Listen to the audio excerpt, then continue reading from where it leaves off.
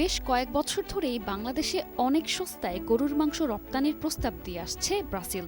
কিন্তু বিগত আওয়ামী লীগ সরকারের সময়ে নানা আমলাতান্ত্রিক জটিলতা ও প্রয়োজনীয় সনদ না পাওয়ার কারণে শেষ পর্যন্ত বাংলাদেশে গরুর মাংস রপ্তানি করতে পারেনি দেশটি। এ তথ্য জানিয়েছে ঢাকায় দেশটির রাষ্ট্রদূত পাওলো ফার্নান্দো দিয়াস ফেরেস। বুধবার রাজধানীর বারিধারায় অবস্থিত একটি রেস্তোরাঁয় আয়োজিত এক সংবাদ সম্মেলনে এ কথা বলেন ব্রাজিলের রাষ্ট্রদূত।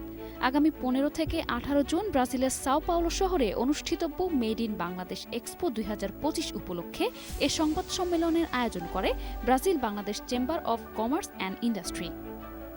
ব্রাজিল রাষ্ট্রদূত বলেন, গত বছরের এপ্রিলে প্রতি কেজি গরুর মাংস $৪.৫ মার্কিন বাংলাদেশে রপ্তানি করে প্রস্তাব দেওয়া হয়েছিল, কিন্তু অনুমতি মেলেনি।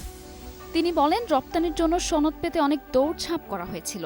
প্রথমে প্রাণী সম্পদ মন্ত্রণালয়ে গিয়ে এই বিষয়ে আলোচনা করা হয়। সেখান থেকে বলা হয় বাণিজ্য মন্ত্রণালয়ে যেতে। এরপর বাণিজ্য মন্ত্রণালয়ে গিয়ে আলোচনা করেন ব্রাজিলের প্রতিনিধিরা। কিন্তু তৎকালীন বাণিজ্য প্রতিমন্ত্রীর কাছে যাওয়ার পর মন্ত্রণালয়ের কর্মকর্তারা নানা ধরনের নীতিমালার কথা জানান। সানবিট সব দিবে সামাল।